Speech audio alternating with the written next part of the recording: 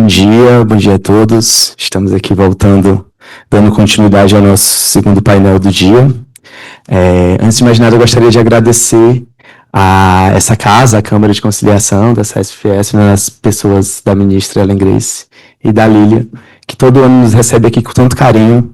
Esse congresso, né, esse encontro, ele já se tornou algo fixo no nosso calendário, esse calendário arbitral que é bem ativo, mas eu tenho um especial carinho por esse encontro porque foi meu primeiro encontro quando assumi a coordenação de arbitragem na NTT em 2019, já na pandemia, né, além de ser um evento contínuo, ele é também resiliente, porque naquela época todo mundo se debruçando ali para resolver situações outras da vida, a gente se organizou e ofereceu um evento online com temas atuais, e hoje a gente vem aqui mostrando um pouco da maturidade aí da arbitragem, discutir limites, né? E discutir limites é sempre muito sensível, né?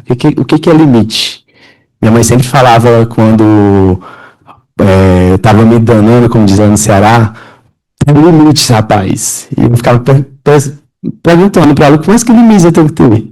Talvez hoje, a primeira pergunta que a gente traz à baila é quais são os limites para decidir uma demanda, uma controvérsia posta à apreciação de um tribunal arbitral.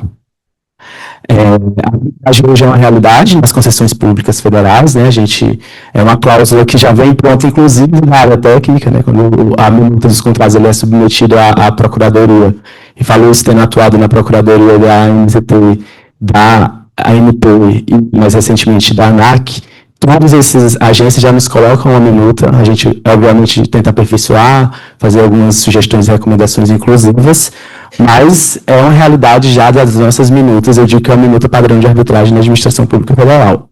Só que hoje a gente tem um campo de grande expansão da arbitragem, né? A gente tem a previsão expressa da arbitragem como mecanismo alternativo para resoluções de conflito na lei de licitação, está falando que o colega Paulo, que atua no DENIT, ele vem acompanhando as discussões, porque hoje o tema da pauta do DENIT, a inclusão de cláusula arbitral nos contratos administrativos, propriamente, né, sobretudo naquelas obras mais vultosas, e aí contratualizadas pelo DENIT e outras instituições de relevo.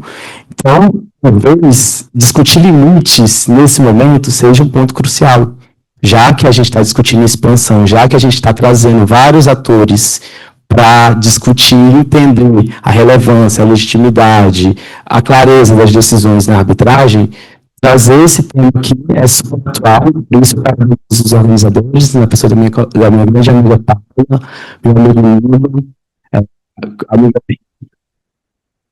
que é realmente a gente mostra que a arbitragem hoje ela precisa de alguns aprofundamentos e mostra o engajamento de todos os atores que hoje estão aqui, né, discutindo, atuando, ouvindo, todos em alguma medida responsáveis por aquilo que levamos para a administração pública federal. Eu estou aqui e prestar ordem de dispensa qualquer apresentação, né? A professora Selma, a professora Vera, o professor Thiago, são nomes conceituadíssimos aí no campo jurídico, direito administrativo, direito processual, direito arbitral. Eu vou atuar aqui como mero facilitador, vou trazer alguns pontos para a gente explorar dentro do que a gente discutiu aí nessas últimas semanas, mas é uma grande honra e tenho certeza que as opiniões que serão aqui trazidas ajudarão muito a discussão, aí, as discussões que a gente vê no dia a dia. E eu vou começar aqui com a professora Selma, grande professora, que a história da arbitragem se confunde em grande medida com a professora. Não apenas por ela ter atuado como relatora do projeto de lei que desencadeou a lei de arbitragem, mas também por ela ser uma cuidadosa atora no processo de evolução da arbitragem. Anualmente, a professora Selma ela publica um trabalho de arbitragem em números, que para mim é o principal parâmetro de desenvolvimento do Instituto, e notadamente nos números que se destinam a avaliar os casos da administração pública. E aproveitando essa expertise, essa experiência da professora, eu gostaria de perguntar como a professora avalia a arbitragem que envolve o poder público ao longo desses últimos anos e elencando principalmente as principais peculiaridades quando comparada à arbitragem privada, e como essas peculiaridades limitam a decisão do árbitro julgador dos casos que envolvem a administração pública. Por favor, professora. Bom, muito obrigada, bom dia a todos, é um prazer muito grande estar aqui, e eu fico imensamente grata com esse convite, porque ver a evolução da arbitragem com a administração pública no Brasil é algo assim inusitado. O Brasil hoje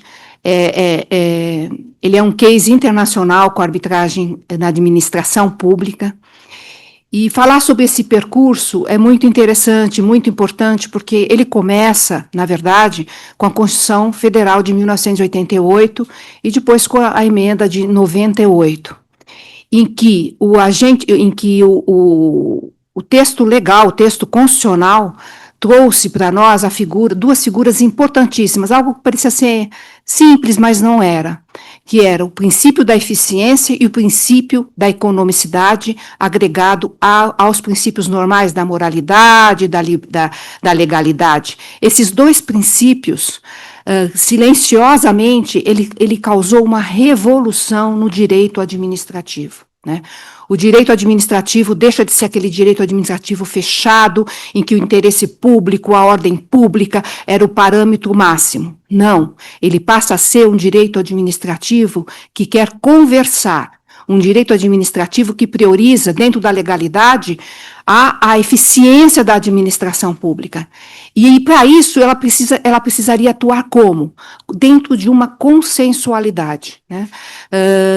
E esse princípio, o princípio do direito administrativo consensual, o direito administrativo dos negócios, o direito administrativo econômico, são títulos que se dão hoje ao direito administrativo aplicado aos contratos, né, aos contratos com a administração pública, na sua maior variedade, seja em termos de parcerias público-privadas, parcerias de investimentos, concessões de obras e serviços públicos, e essa iniciativa, esse germe que estava ali na Constituição, ele rapidamente, se expandiu, né? A administração pública, eu digo sempre que o direito administrativo se oxigenou, né? E nesse contexto surge a arbitragem, porque no contexto dos contratos administrativos, em que nós estamos falando da participação do setor privado, nesses contratos, a arbitragem passa a ser um referente fundamental, porque a arbitragem não é apenas um sistema de solução de conflitos, ele é um sistema que traz economia aos contratos, porque está vinculado aos custos de transação. Então, a cláusula da arbitragem passou a ser inserida nos contratos como um elemento econômico. Tudo surge, inclusive no estado de São Paulo, que foi praticamente um dos pioneiros também na arbitragem com a administração pública e sistema de concessões, no metrô de São Paulo, né, com a cláusula de arbitragem por uma exigência de órgãos internacionais de fomento de financiamento, né. Foi aí, então, que o agente público despertou para a área da arbitragem e como praticar, como se desenvolver, e a minha tese de doutorado foi arbitragem com a administração pública, eficiência econômica e fundamentos jurídicos, né? E naquela época, em 2003, 2005, que eu escrevi esse trabalho, eu desenvolvi toda uma tese no sentido de que não era necessário uma lei específica para isso, porque a interpretação era uma interpretação restritiva, e o Supremo já tinha falado isso em 83, que o Estado pode participar da arbitragem, que quem pode contratar, colocar a cláusula compromissória, o famoso caso Lage, que disse que arbitragem é matéria de direito civil e direito processual civil. A administração pública, se ela se submete a um contrato, dentro da interpretação do direito privado, também é perfeitamente lícito ela colocar cláusula arbitral. Mas não foi a realidade nossa, porque nós sabemos que as interpretações restritivas dos tribunais de conta e os agentes públicos se sentiam inibidos de colocar a cláusula de compromissória, com todos os efeitos que poderia trazer, até pessoalmente, que eles falavam, sempre fala do meu CPF que vai entrar, não é? Então, o que a gente verificou foi que em 2015, com a reforma da lei de arbitragem, o artigo 1º trouxe a inserção da arbitragem, E a partir deste momento, nós começamos a verificar uma verdadeira segunda revolução silenciosa na área da arbitragem, porque a primeira, nos seus primeiros 20 anos, a arbitragem sedimentou o procedimento no Brasil. Ela trouxe, né, obviamente também depois do julgado do incidente de inconstitucionalidade em 2001, pavimentou, esse julgado pavimentou a arbitragem ao contrário, analisou todos os princípios da lei, as suas particularidades. Então, quando chega a União em 2015, ela chega com a estrada toda pavimentada da arbitragem. Ela tinha que fazer o quê? Ela tinha que ver como eu posso fazer uso desse instrumento dentro das particularidades envolvendo a União, envolvendo o Estado, na administração pública, né?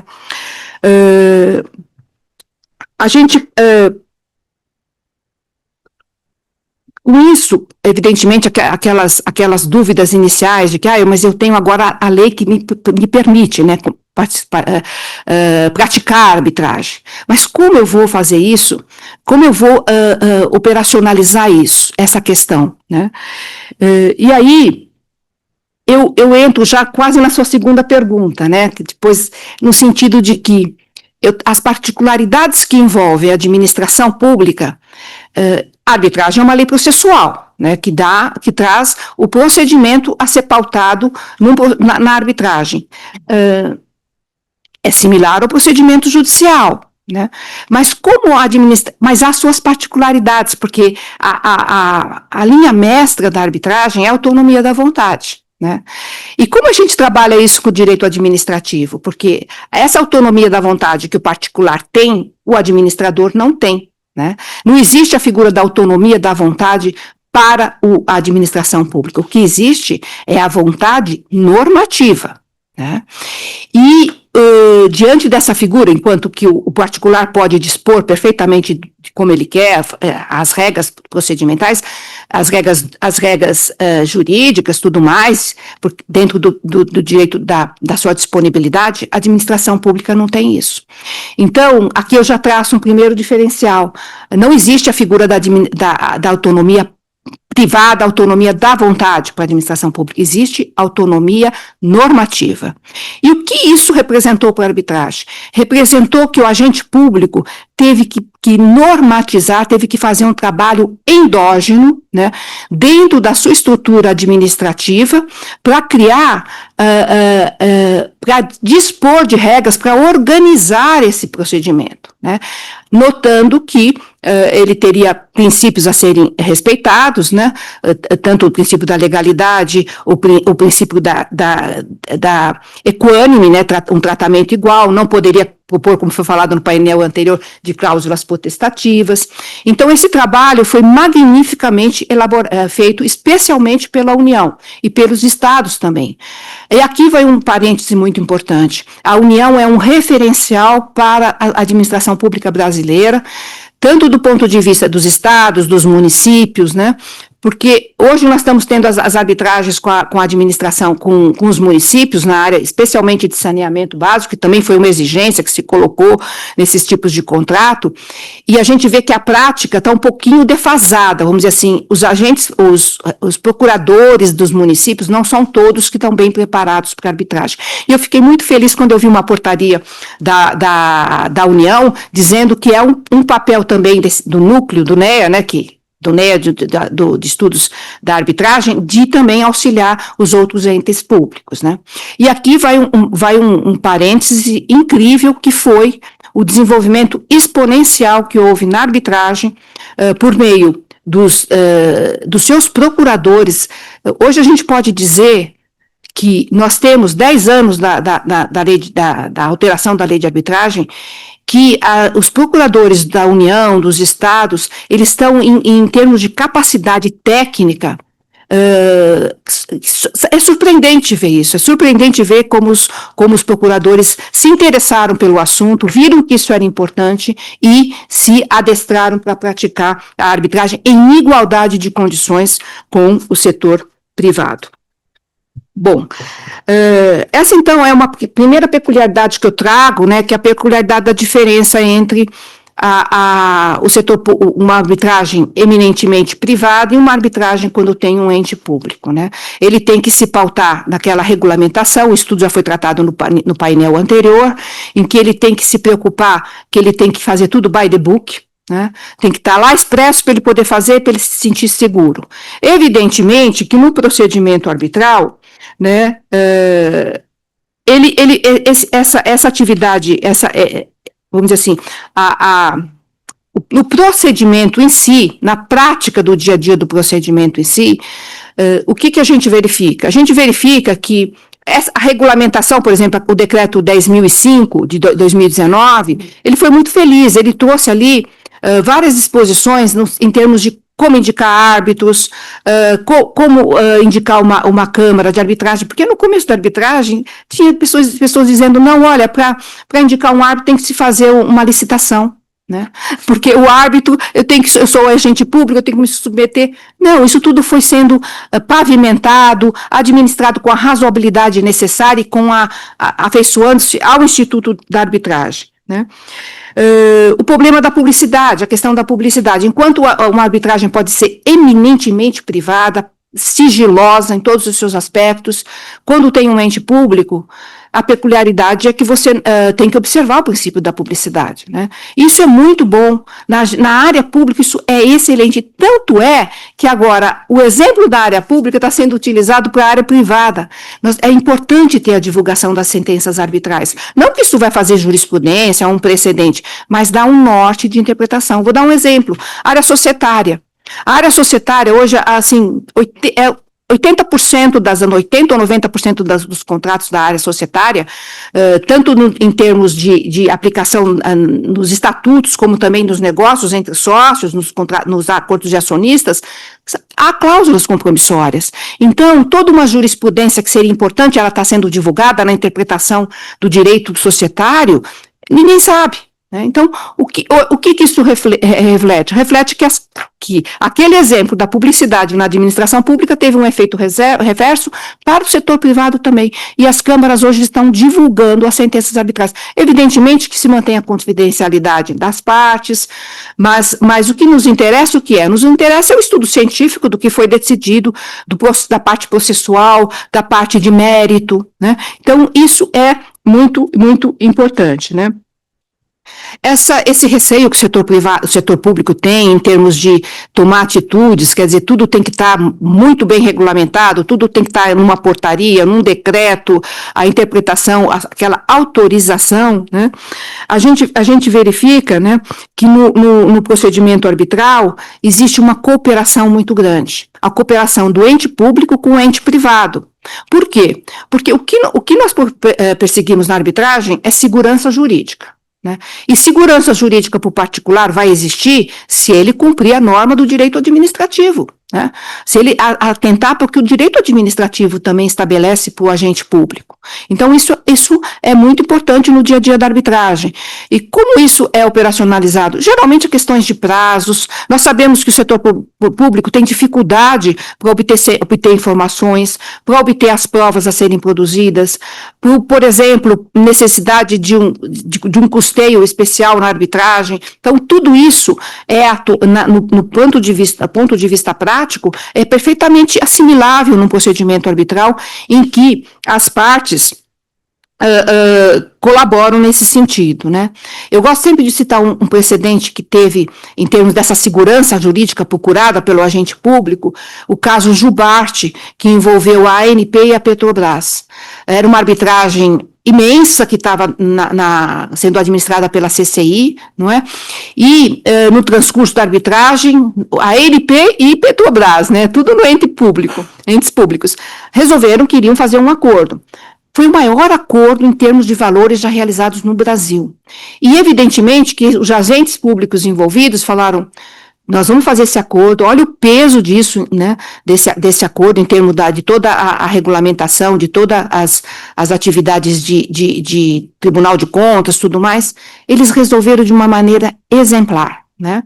Eles resolveram de que modo? Vamos usar o artigo 26 da LINDT e vamos fazer uma consulta pública, né? Vamos ter o referendo da sociedade por um acordo, né? Isso foi fantástico, né? Fizeram um acordo, levaram a consulta pública, fizeram um acordo, levaram para homologação por sentença arbitral do Tribunal Arbitral, né? Os conflitos que surgem no ambiente da arbitragem, nós já sabemos, nós estamos tratando de contratos, né? Não estamos tratando do direito administrativo nas suas outras acepções, na área contratual. E o que surge nas arbitragens? Surge nas arbitragens os conflitos que envolvem, evidentemente, os contratos, interpretação dos fatos, cláusulas contratuais e o direito aplicável, né? Há limitações, por exemplo, no caso dessas figuras típicas do direito à administração, discutir uma caducidade, discutir uma incampação, discutir a questão de atos próprios da administração? Não, não há. Porque o que está no contrato, o árbitro pode declarar à luz da lei se aquela incampação foi lícita ou não. Então, essas figuras do peculiares do direito administrativo são perfeitamente assimiláveis na arbitragem, né? Por quê? Porque não se deve confundir a arbitrabilidade e a existência das prerrogativas contratuais do agente público, né? E aqui o papel do árbitro é fundamental, porque o árbitro ele tem que ser um garantidor do procedimento arbitral. O garantidor do procedimento arbitral é tanto do ponto de vista do processo, como do ponto de vista do mérito da legalidade, né? Então, esses pontos são fundamentais de serem tratados pelo árbitro no momento que ele vai decidir. E agora, para finalizar, que eu já recebi aqui meu bilhetinho, eu queria dizer um pouquinho da pesquisa de arbitragem, né? Porque a pesquisa de arbitragem, como foi comentado, ele é um bom referencial. Nós começamos a fazer isso em 2005, né? O ano que vem ela vai completar 20 anos, né? E o que a gente verifica é o seguinte: no ano de 2021, 11% das arbitragens entrantes diziam respeito à administração pública.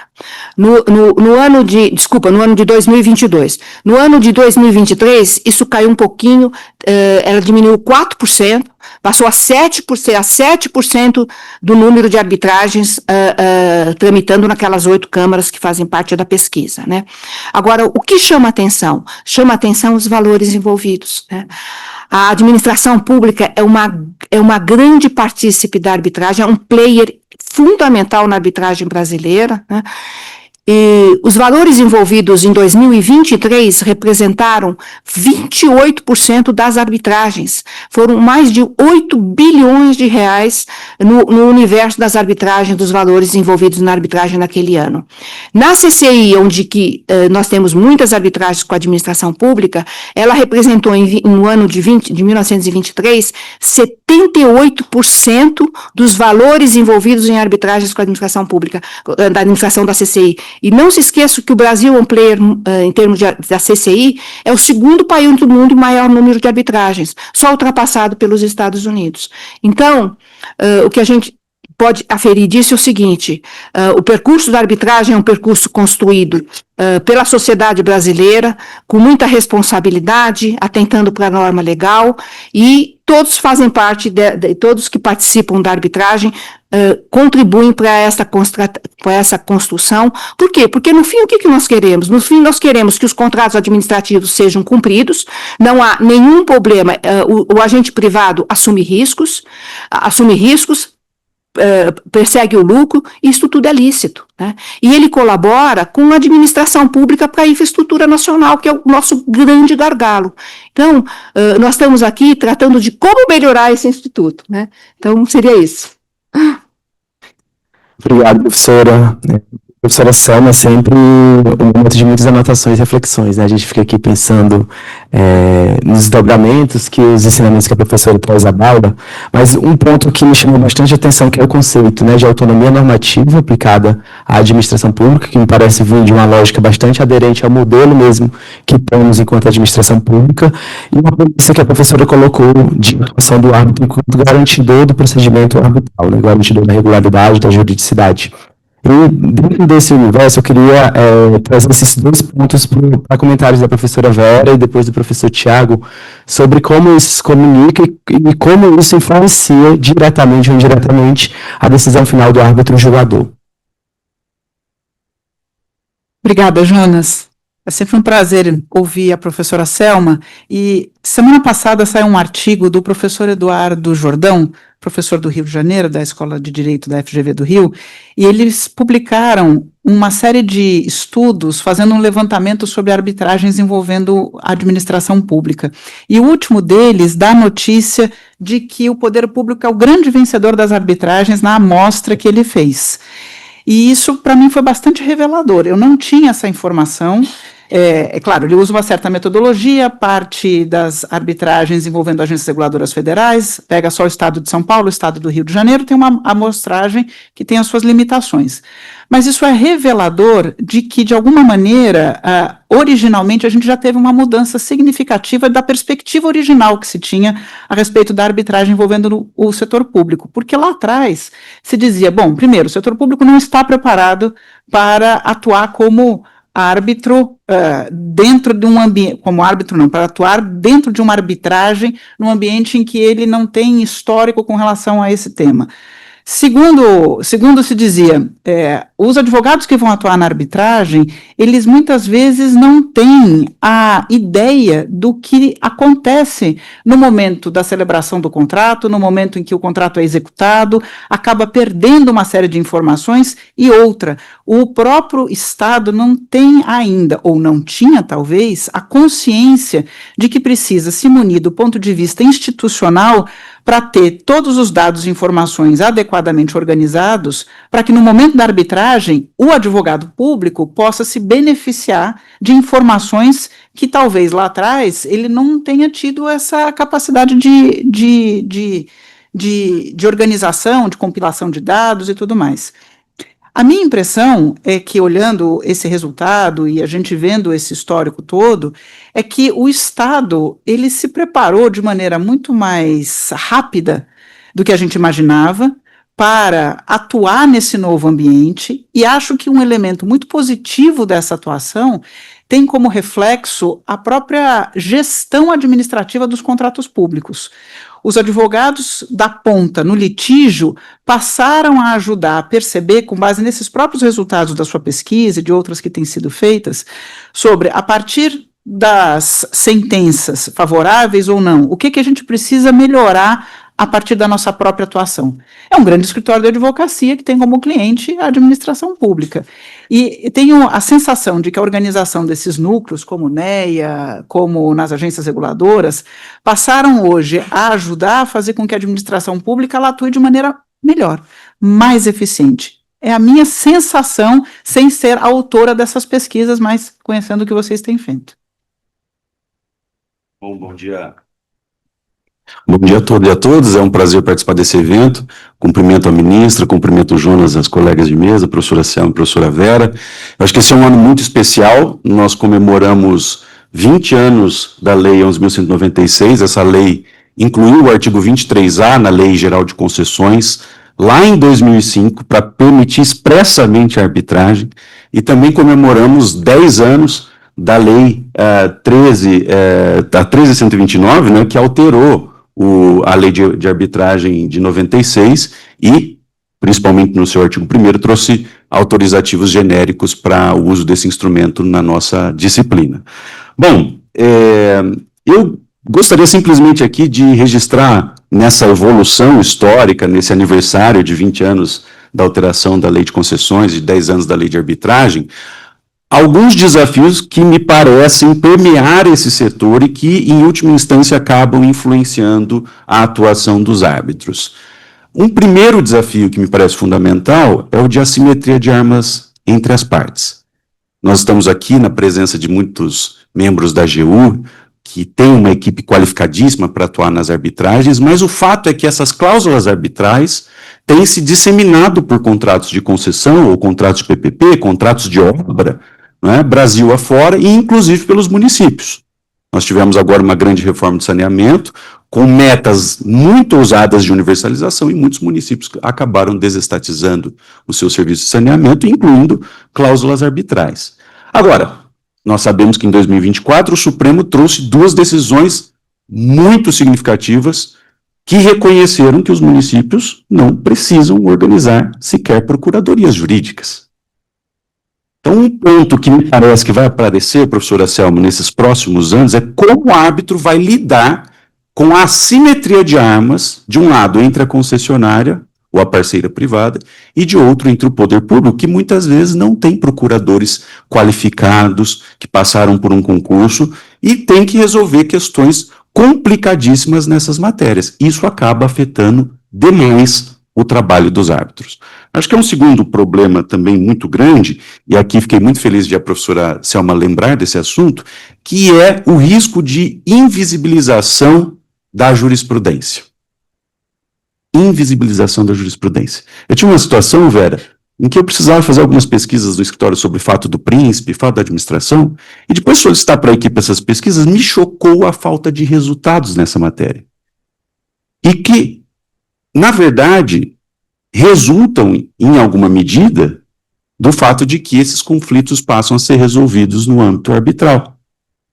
E nesse contexto, nós temos que zelar de maneira muito cuidadosa para a publicidade dessas sentenças. Por quê? No direito administrativo, diferentemente do que acontece no Código Civil ou na legislação processual, nós temos leis esparsas e leis muito fragmentadas. E pior que isso, nós temos competência legiferante nas 3 esferas federativas. Então, para nós do direito administrativo, é fundamental que a jurisprudência seja visível, possa ser encontrada, possa ser analisada. Então, acho que é um ponto aí que é muito sensível, que é organizar essa jurisprudência, organizar a publicidade desses procedimentos arbitrais, até para que os árbitros possam agir de maneira adequada nos procedimentos futuros. E, por fim, eu tenho vários aqui desafios desse momento atual, mas acho que um último é resolver o ponto da arbitrabilidade objetiva e subjetiva. A lei é clara ao dizer que são, né, passíveis de arbitragem, direitos patrimoniais disponíveis, mas no direito administrativo nós temos muita dificuldade para identificar exatamente o que é isso. Uma alteração unilateral do contrato que tenha conteúdo lícito é um assunto que envolve patrimonialidade e é um assunto disponível ou não é? E outro problema, a questão da arbitrabilidade subjetiva. Porque nos contratos de concessão nós temos 2 modelos básicos. Nós temos aquela situação, que é muito comum na União, em que a agência reguladora faz o papel de concedente e ao mesmo tempo regula o contrato. E nós temos outra situação, que é muito comum em infraestruturas locais, como em mobilidade urbana, em que há simplesmente o concedente e a concessionária sem a presença de um regulador especializado. Então a questão é, como é que nós vamos lidar com esses múltiplos sujeitos no âmbito da arbitragem na administração pública? Será que pelo simples fato de haver uma agência reguladora, ainda que ela não figure como concedente, ela pode ser colocada como parte no procedimento arbitral? Então, eu acho que há questões, né, sobre essa assimetria de armas, principalmente considerando a realidade federativa brasileira, e aqui parabenizo a Câmara, a ministra Ellen Grace, pela iniciativa que teve, pioneira no Brasil, de organizar eventos sobre arbitragem municipal, na administração pública municipal, e também precisamos ainda lidar muito com a questão da publicidade e com a questão da arbitrabilidade. Obrigado. Obrigado, professora Vera, professor Tiago. É muito pertinente, de fato, esses apontamentos, e me traz à memória vários pontos, né, assim, naquele primeiro evento que eu fiz na pandemia, acho que 2020, uma grande discussão, um grande projeto que decorreu desse evento foi como a administração pública federal pode adotar uma publicidade ativa, de fato, dessas decisões, que antes o gerenciamento era feito pela Câmara, a gente tinha uma defesa em tese de que o procedimento era público no limite da lei, a lei é clara nesse sentido, mas a gente não fazia a publicização efetiva das nossas sentenças federal, né?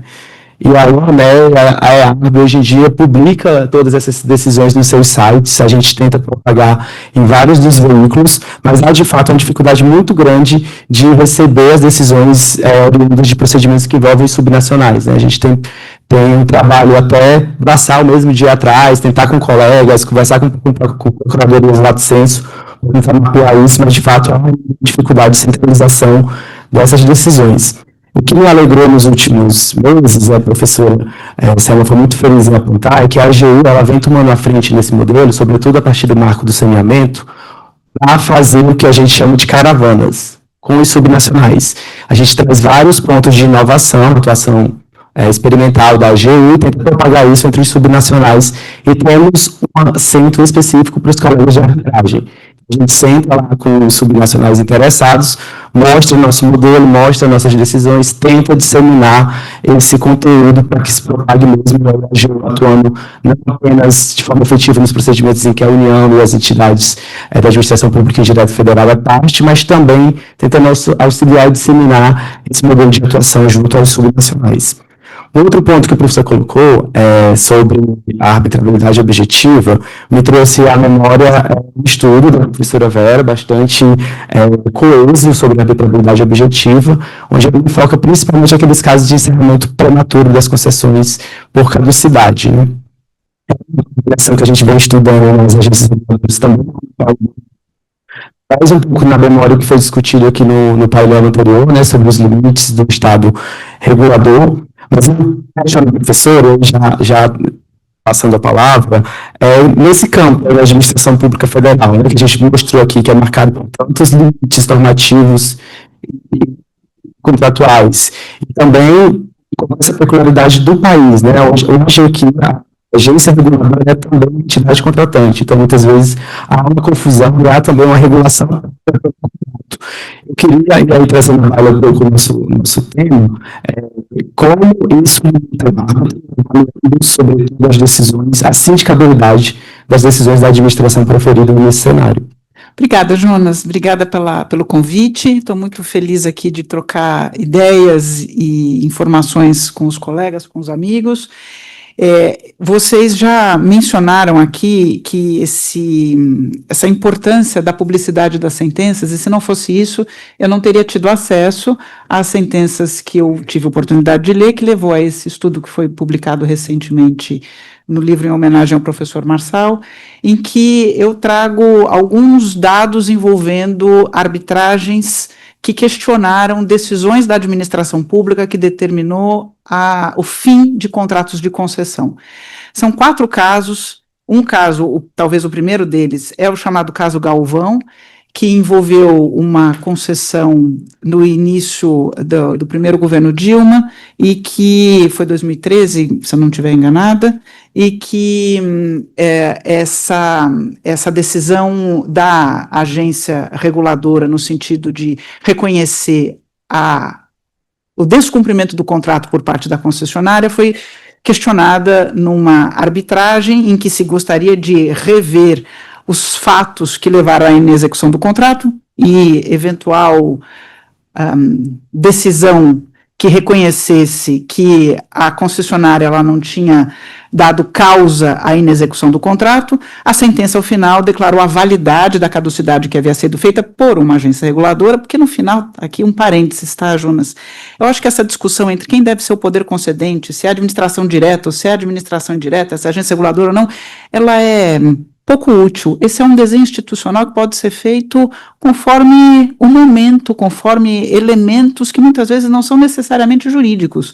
Então, se a agência reguladora será ela própria o poder concedente ou não, é uma decisão de governança no desenho institucional do modo como cada entidade vai coordenar os seus projetos de infraestrutura. Então, nesse caso aqui específico, era a NTT, inclusive, que era a celebrante do contrato, que teve a competência para declarar o encerramento do contrato, e a sentença arbitral confirmou a validade da decisão tomada pela agência, ou seja, reconheceu que a concessionária tinha tido culpa na execução do contrato, e ela então teria merecido adequadamente a sanção de término antecipado da relação contratual. O segundo caso, também envolvendo a NTT, então o setor de transporte rodoviário é bastante ilustrativo, porque tem um conjunto de contratos que geraram problemas e foram ao judiciário, e por isso que ele é bastante referido aqui. mas esse caso, até onde eu sei, não terminou a arbitragem, o caso Consebra, mas também neste caso houve a constituição de um tribunal arbitral que determinou que, num determinado momento, não se deveria a agência decidir sobre a caducidade até a decisão a ser tomada na arbitragem acerca do descumprimento ou não das obrigações contratuais por parte da concessionária. Então, o tribunal arbitral acabou impedindo a instauração de arbitragem, considerando que o tema havia sido levado pela agência reguladora, considerando que o tema havia levado para decisão para um tribunal arbitral. 2 outros casos aqui envolvendo o setor de saneamento que foram mencionados aqui e que têm sido trazidos para decisão em tribunais arbitrais. Esses casos, eu só tive notícia porque tenho bons amigos, porque de fato nós não temos uma organização dessas informações e isso é fundamental. E caso a gente ainda não tenha, valem os amigos, e foi assim que eu cheguei no caso envolvendo o município de Guarulhos, com a empresa concessionária Saguá, concessionária do serviço de água e esgotamento no município.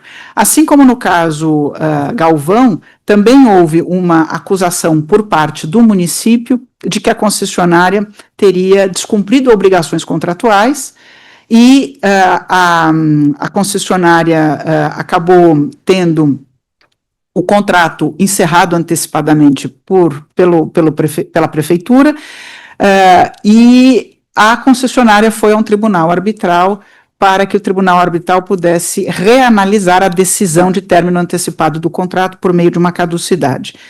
E aqui é que começam, apesar de nós estarmos nos anos de 2024, 2025, e dessa maturidade trazida pela professora Selma, que eu concordo, apesar deste ambiente mais maduro, aqui a gente começa a perceber, especialmente nesses litígios envolvendo o município, que aquela visão mais tradicional do direito administrativo, ela aparece de maneira mais gritante nas peças trazidas nessas arbitragens. Nesse caso específico, o município de Guarulhos impugnou a arbitragem, dizendo que o tribunal não poderia analisar a validade da declaração de caducidade, porque isso envolveria um chamado direito indisponível. E aí é que começa uma segunda parte da pesquisa, mostrando que hoje os entes públicos ainda usam e abusam desses argumentos tipicamente de uma leitura do direito administrativo bem manuelística, bem tradicional, ainda usam esses argumentos para tentar evitar a arbitrabilidade de decisões envolvendo a execução contratual. Nesse caso de Guarulhos, o tribunal confirmou a validade da caducidade e a concessionária, ela questionou essa decisão com esses mesmos argumentos tipicamente manuelísticos aqui de direito administrativo, foi ao judiciário e o judiciário negou a sua pretensão em primeiro e segundo grau, portanto confirmou a decisão da arbitragem.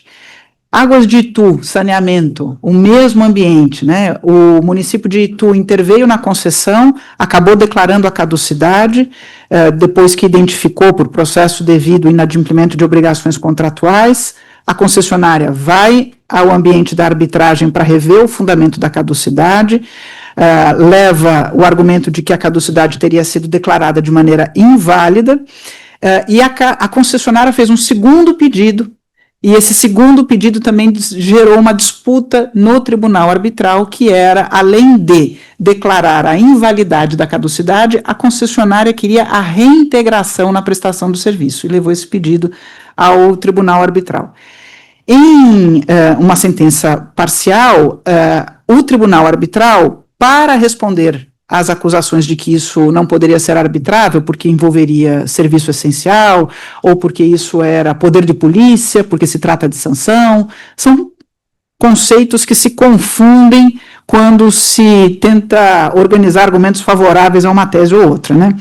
E o tribunal arbitral foi bastante enfático ao dizer que sanção não se confunde com poder de polícia, especialmente uma sanção contratual, não é uma sanção genérica aplicada com base numa legislação genérica para todo um determinado grupo, mas ela é regulada no contrato e não configura poder extraverso. Para responder esses argumentos um pouco, vou chamar aqui de terroristas, eu digo isso terrorista porque acho que são argumentos equivocados para tentar valer o argumento da impossibilidade de revisão de decisões tomadas no âmbito da execução contratual por um tribunal arbitral.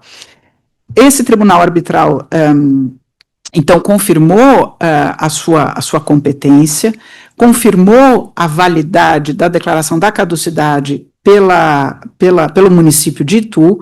A concessionária judicializou e o seu objetivo era anular a sentença parcial, o que acabou não acontecendo. O Tribunal de Justiça de São Paulo confirmou a validade da sentença arbitral, decidiu que o tribunal era competente para decidir sobre a validade da caducidade. Mas o Tribunal de Justiça entendeu que o tribunal não poderia tratar sobre a reintegração da concessionária, porque este seria um tema próprio da administração pública, não havia cláusula contratual tratando sobre o tema. Essa era uma decisão que foi considerada demérito, tipicamente discricionária do poder público, e o Tribunal de Justiça deixou esse tema de fora. Mais recentemente, teve um caso envolvendo o setor de parques ambientais, um caso envolvendo o ICMBio, e uma concessionária, e em 2023 a concessionária, que não foi um caso envolvendo caducidade, mas a concessionária pediu o reequilíbrio econômico financeiro do contrato e fez um pedido também um pouco diferente nessa relação contratual, pediu que o tribunal autorizasse a suspensão da obrigatoriedade de investimentos, tendo em vista o ambiente de desequilíbrio econômico-financeiro. Ela queria que ela fosse reequilibrada para poder voltar ao plano de investimento estabelecido no contrato. E fez um segundo pedido ainda também bem diferente no âmbito de uma arbitragem. Pediu para o tribunal arbitral, nesse caso aqui nem foi um tribunal, foi um árbitro único, que a decisão da Câmara, ela determinasse o fechamento temporário do parque que a concessionária fazia a gestão, porque na leitura dela, isso impediria o agravamento da situação de desequilíbrio, porque ela tinha obrigações e ela não conseguiria ter o retorno necessário, uma vez que os problemas, segundo alega, eram no caminho para a chegada no parque, não tinham sido feitos investimentos na estrada, então os usuários jamais conseguiam chegar no volume desejado no parque, e com isso ela gostaria também de que o tribunal determinasse o estancamento dessa sangria que, na visão dela, era responsável pelo agravamento da situação de desequilíbrio. A decisão que foi tomada pela árbitra é de não acolhimento desse pedido de fechamento de parque, da redução de custos operacionais. Segundo a decisão, essa seria uma medida extrema que não tem amparo no contrato. A relação contratual, ela não estabelecia a possibilidade de o contratante determinar o fechamento do parque. Essa seria uma decisão, na leitura da árbitra, extracontratual, e a única decisão que foi tomada foi de suspensão dos investimentos obrigatórios até que fosse feito o reequilíbrio econômico financeiro dos contratos. Então, isso aqui é uma amostra, né, que, de fato, a gente ainda tem muito ruído nas arbitragens envolvendo disputas contratuais com o poder público, porque, em muitos casos, os próprios entes públicos, para evitar que a discussão seja discutida num ambiente arbitral, acabam trazendo esses argumentos, que são argumentos muito típicos de um direito administrativo tradicional, como a indisponibilidade do direito público, como a supremacia do interesse público, o fato de objeto da concessão envolver serviço público, regime jurídico de direito público, aí vem essas expressões que são sempre difíceis, ato de império, seja lá o que isso signifique, né?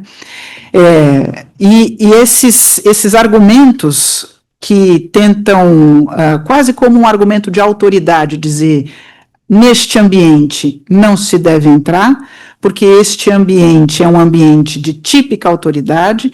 Esses argumentos, como eu disse, muito apegados a classificações doutrinárias, e aqui eu vou ecoar algo que foi mencionado pelo querido Tiago, pela professora Selma, que é o seguinte: os manuais de direito administrativo, eles têm classificações, muitas vezes de origem doutrinária, que não tem eco na legislação, mas essas classificações que foram criadas para outros fins, que é ato de império, poder de polícia, indisponibilidade, interesse público, eu já mencionei todas aqui, essas classificações, elas não dialogam com a disciplina da arbitragem no Brasil. Elas não dialogam com o critério eleito pela lei da arbitragem, que é de patrimonialidade e disponibilidade do direito. É o parâmetro, como bem disse aqui, trazido em 2015 na alteração da lei. E quando, então, a gente, no ambiente contratual, ainda vem a história das cláusulas exorbitantes, que continua a ser um fantasma em todos os nossos debates, né? Tem ou não tem cláusulas exorbitantes e tal? Essa discussão hoje de manhã já apareceu, eu já lá atrás falei assim, eu sou daquelas que acham que cláusulas exorbitantes é uma fantasia. Uma fantasia por quê? É um discurso antigo, porque hoje essa ideia segundo a qual o poder público ele teria uma posição especial na relação contratual, ou o poder público ele teria um poder extroverso na sua relação contratual, é quase como uma miragem. É uma miragem de um dogma de que as prerrogativas contratuais públicas elas fortalecem a administração pública, elas são tão extraordinárias que não seriam admitidas no direito privado. Só que se a gente olhar quais são essas tais prerrogativas, nós vamos para aquelas situações em que envolvem aplicação de sanção, a possibilidade de fiscalização, alteração do contrato, tudo que é perfeitamente possível numa relação contratual privada. De modo que essa ideia, né, de que, por serem cláusulas contratuais excepcionais, e excepcionais com relação a quê? Ao direito privado não me parece que seja. Porque mesmo no direito privado eu posso instabilizar a relação. E se eu instabilizo a relação, qual é a consequência? Pagamento de danos. Se eu encerro o contrato antes da hora, qual é a consequência? Eu vou indenizar e, eventualmente, lucros cessantes. Aliás, se reconhece lucro, a jurisprudência reconhece lucros cessantes na hipótese de extinção antecipada de contrato pela administração pública. Então, não tem nada de extraordinário nesse ambiente, né? E, na verdade, essa tal dessa assimetria, como alguns autores já têm sustentado, com o que eu concordo integralmente, ela está muito mais relacionada ao fato de que existe uma assimetria absolutamente normal entre contratantes que são mais fortes e mais robustos e contratantes que são mais frágeis na relação. Então, o fornecedor de verdura para o Grupo Pão de Açúcar, essa é uma relação contratual em que há uma assimetria, que decorre da relação entre um contratante e um contratado mais forte e um contratado mais fraco. Isso significa que é uma relação de poder extroverso? Não, é a mesma coisa que acontece com a administração pública. Nós estamos tratando aqui algo que é também comum no mundo privado. Modificação unilateral, rescisão unilateral, sanção pode existir em qualquer contrato do mundo privado e não é diferente no mundo público. E isso significa que, levados num ambiente de arbitragem, tudo que foi decidido com base no contrato pode devidamente ser revisto, ser analisado, ser avaliado por um tribunal arbitral. O tribunal arbitral, evidentemente, e aí nós não vamos tratar de anulação de ato administrativo que não tenha relação com a própria relação contratual. O importante é submeter um ato que diga respeito à execução do contrato e não um ato externo. Então, eu dou aqui um outro exemplo, muito comum nos municípios. O poder público municipal resolve criar um ônus a mais por uma determinada concessionária para, vamos imaginar, uma concessão do serviço de saneamento, e o poder público municipal resolve decretar a gratuidade para determinada classe de usuários. O poder público faz isso fora da relação contratual, ou às vezes num contrato celebrado pelo Estado, o município nem parte na relação contratual ele mas ele instabiliza a relação. ou o município criando ônus em concessões rodoviárias, por exemplo, estabelecendo obrigatoriedades como certas gratuidades que não existiam. Nesses casos, o que vai ser levado ao tribunal arbitral não é a decisão do Poder Público Municipal, a decisão da agência que estabiliza a relação. Não vou pedir ao tribunal arbitral a anulação da decisão da agência. O que será levado ao tribunal arbitral são as consequências econômicas que aquele ato gerou na relação contratual. São coisas diferentes, certo?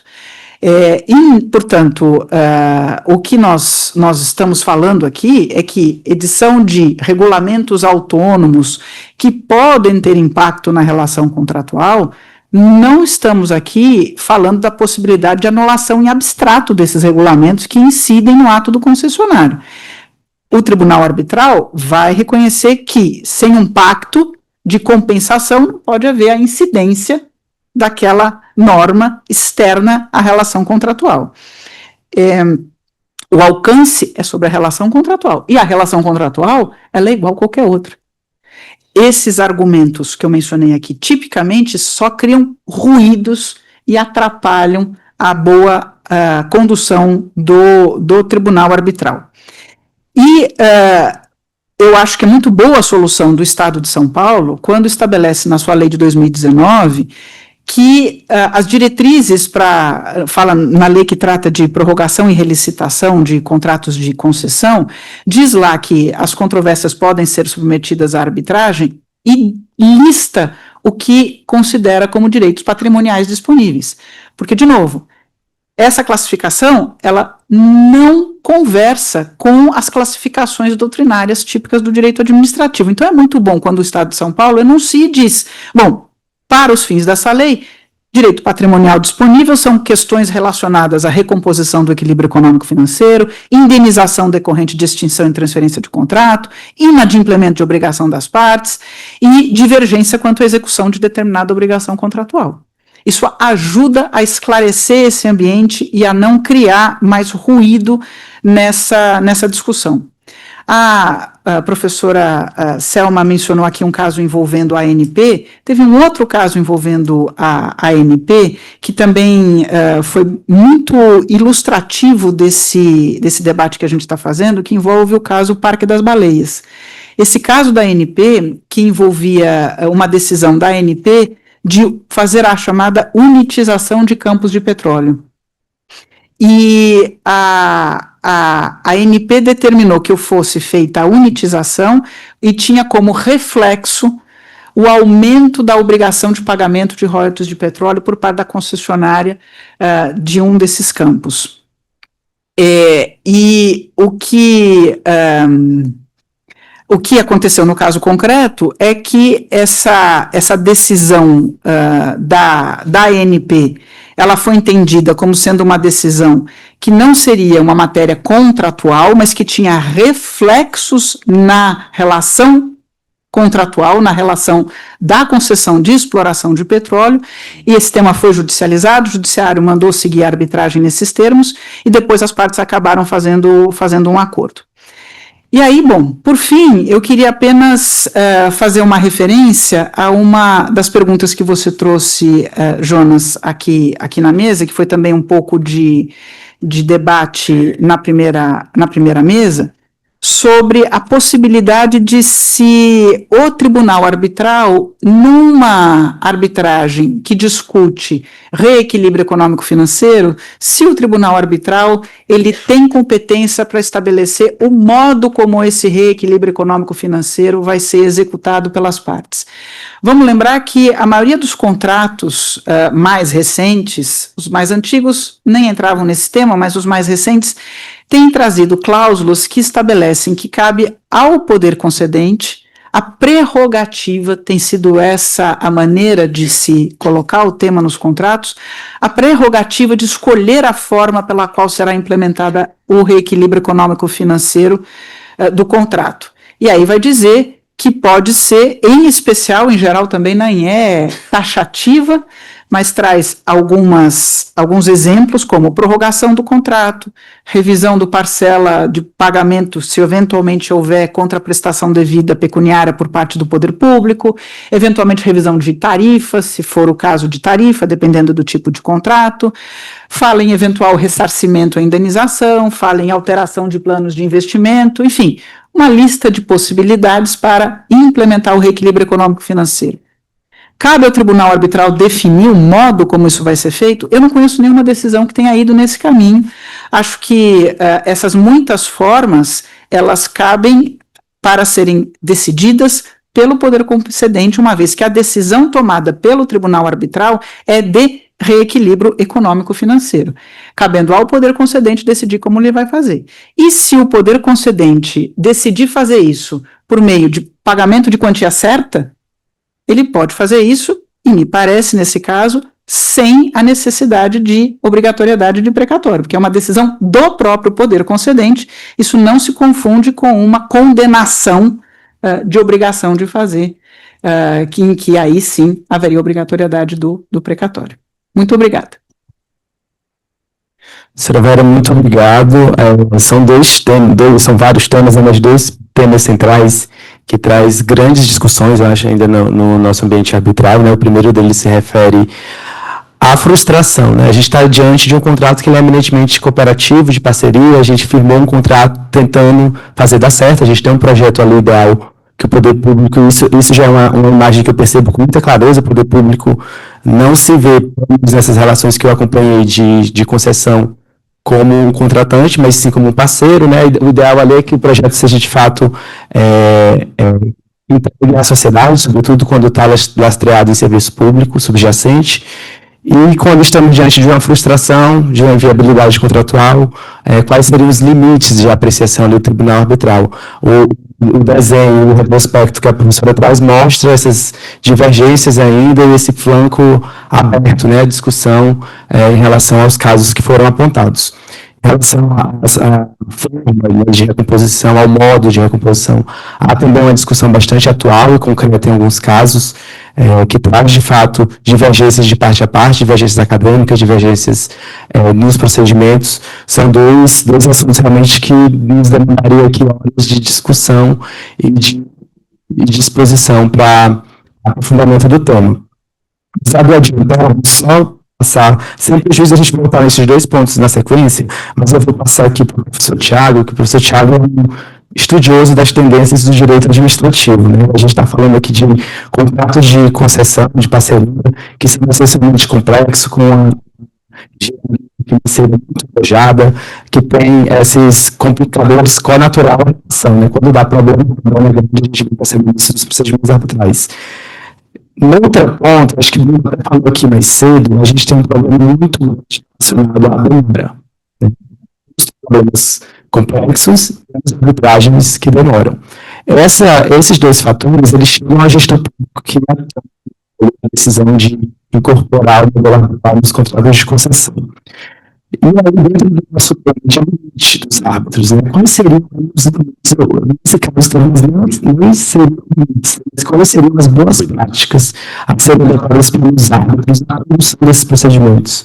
Na medida que a gente percebe procedimentos morosos, com provas técnicas longas, com discussões que se dilatam, se protagam de quase décadas, né, procedimentos com quase 10 anos de transcurso. Que seria o que o professor visualiza nesse campo como solução, talvez, para barrar esse limite?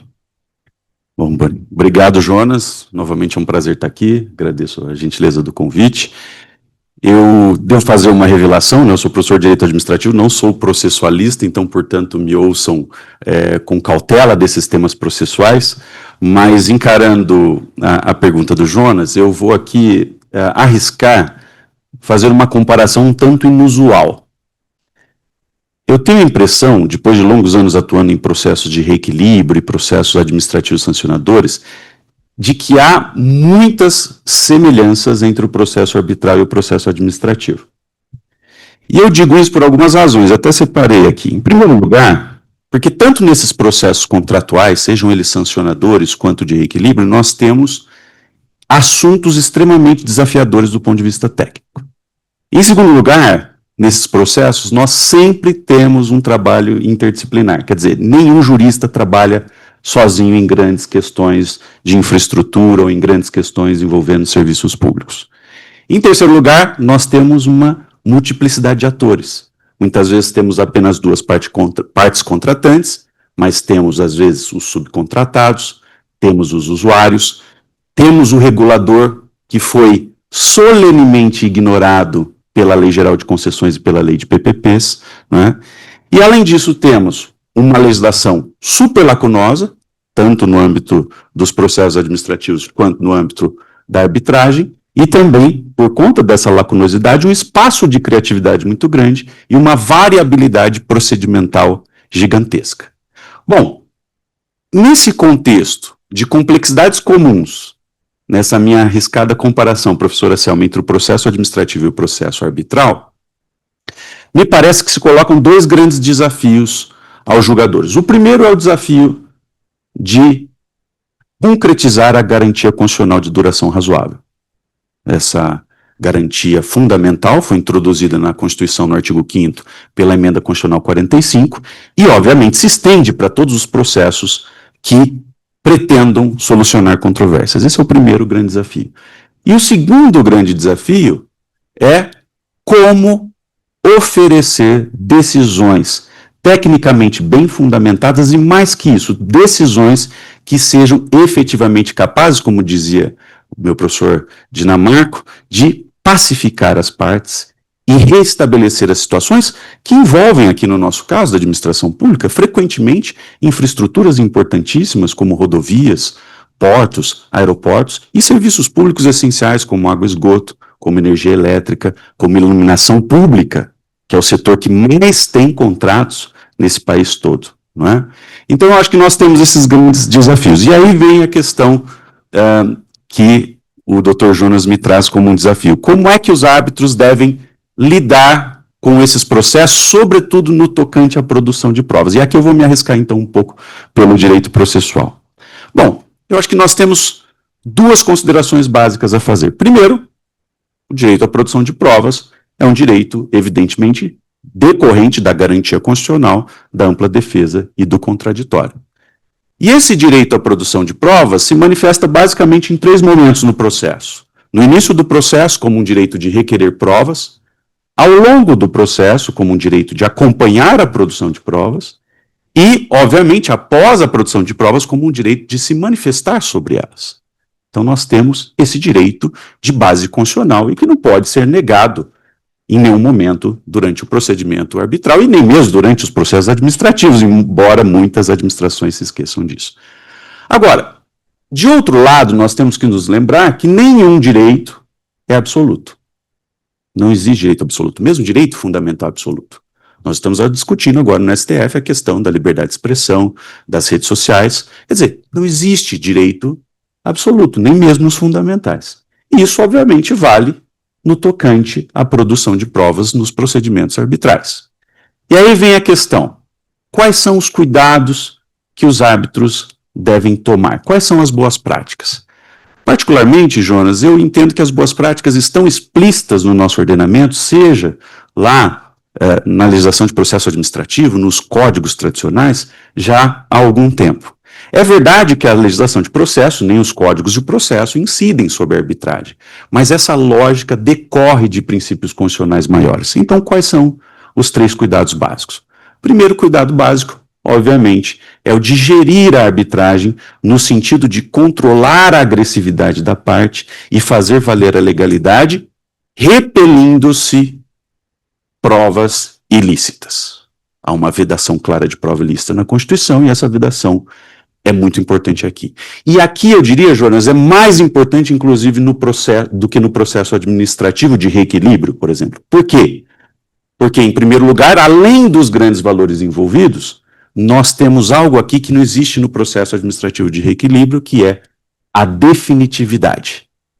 E nós sabemos que, pela legislação de arbitragem, a sentença arbitral não se submete a recurso e não se submete ao crivo do Poder Judiciário. Então, nesse contexto, as partes tendem a agir de maneira um pouco mais agressiva. Elas são levadas a agir de maneira mais agressiva, ainda que haja um princípio de cooperação.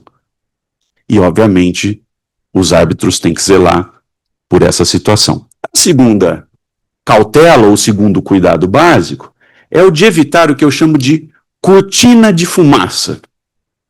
O que é essa cortina de fumaça? Muitas vezes, nesses processos que envolvem grandes questões ou grandes volumes de recursos financeiros, as partes tendem a entulhar o processo com muitas provas, inúmeros pareceres jurídicos para dizer exatamente a mesma coisa, tentando forçar um argumento de autoridade, inúmeros pedidos de provas técnicas, inúmeros documentos e assim por diante. Então, eu acho que um dos grandes desafios aqui dos árbitros no Brasil hoje é o de cuidar para que as provas, como diz classicamente a nossa legislação, sejam pertinentes.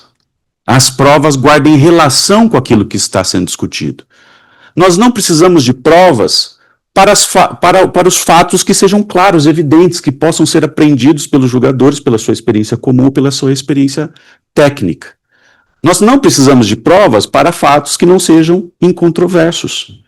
Não é mesmo? Nós não precisamos de provas para fatos que não sejam relevantes para o julgamento da causa. Então, o controle da pertinência me parece essencial. E, por fim, para fechar, obviamente, nós temos que zelar pela razoabilidade das provas e pela eficiência instrutória. Por que eu digo isso? Porque se nós pegarmos o artigo 22, se não me engano, professora Selma, da Lei de Arbitragem, ali se diz que os árbitros poderão determinar a produção de provas requeridas pelas partes ou de ofício, que eles queiram que sejam produzidas. Então aqui nós temos duas situações. A primeira delas é a que os árbitros não exagerem nesses pedidos de produção de provas para satisfazer as suas necessidades de esclarecimento dos fatos. Razoabilidade no sentido de necessidade, não exigir mais do que seja necessário e razoável, né, proporcional para o esclarecimento de uma questão. E, de outro lado, zelar para que as partes não produzam provas repetidas, para que as partes não produzam provas sobre fatos que já foram admitidos, sobre fatos que já são objeto de acordo e reconhecimento e assim por diante.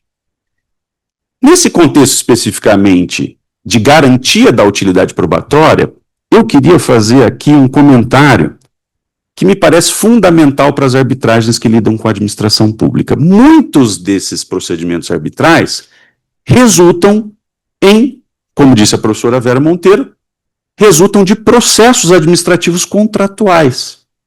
Quais são esses processos administrativos contratuais? Ou são processos administrativos de reequilíbrio econômico-financeiro, mediante revisão ordinária ou revisão extraordinária, ou são processos administrativos contratuais sancionadores, de apuração de infrações contratuais e aplicação de sanções contratuais, ou são processos administrativos de extinção contratual, como os processos, né, que preparam uma encampação, que preparam uma caducidade e assim por diante. Tá certo? Então, notem que no campo das arbitragens, eu acho que é uma boa prática que tem muito espaço ainda para se disseminar, que é o aproveitamento de todo aquele conjunto riquíssimo de provas que as partes produziram no processo administrativo. Por que isso? Porque hoje, quando nós analisamos os processos administrativos de reequilíbrio, os processos administrativos sancionatórios, nós temos ali a atuação de inúmeros atores especializados e extremamente qualificados. Vejam as concessões. Nas concessões, hoje, em muitos casos, nós temos os auditores independentes. Se nós já temos manifestações dos auditores independentes, por que não aproveitar essas manifestações no processo arbitral? Outra situação. Nós temos, às vezes, peritos da própria administração pública que agem na avaliação de questões. Nós temos os DBs, ou os comitês de resolução de disputas, que emitem manifestações técnicas sobre inúmeras matérias. Nós temos os órgãos de conciliação, enfim, nós temos múltiplos órgãos especializados, públicos ou privados, que acabam se manifestando tecnicamente, produzindo provas significativas e que podem ser aproveitadas no processo arbitral. Mas o que a gente tem visto no processo arbitral, pelo menos na minha experiência nos processos arbitrais em que eu atuo? Uma desnecessária reprodução de provas. Né? E isso é muito problemático, porque as críticas que correm hoje nos bastidores da administração e também do mercado contra a arbitragem dizem respeito à violação da duração razoável. E aqui se disse muito bem de manhã.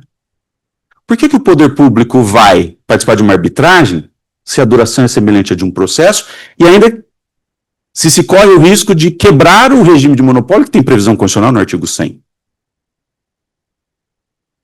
Não é? Nós precisamos pensar nisso, na atratividade da arbitragem. Na atratividade da arbitragem para o poder público. Né? Então, Jonas, respondendo a sua pergunta, não sei ainda quanto tempo eu tenho, mas eu acho que essas soluções clássicas de gestão, controle da legalidade, controle da pertinência, controle da utilidade das provas, são, nas medidas, as boas práticas basilares. Né? Agora, existem medidas para além dessas clássicas? Acho que sim. Em primeiro lugar, a própria lei de arbitragem diz sobre a obrigação do árbitro estimular o acordo, a conciliação no início do procedimento. Eu acho que isso é um ponto fundamental. Na minha experiência, inclusive, nós iniciamos arbitragens super complexas para depois da fase postulatória parar a arbitragem e levar para um acordo. Será que os árbitros não deveriam ter dedicado mais tempo a dialogar sobre um acordo de questões mais simples para evitar esse desfecho depois de todo um gasto com a fase postulatória? Eu acho que esse é um ponto essencial. E um outro ponto que é bastante polêmico, mas que me parece também muito importante para evitar procedimentos difíceis, com excesso de provas e dificuldades decisórias, é a bifurcação e a emissão de sentenças parciais. Tá? Mas por que isso é polêmico?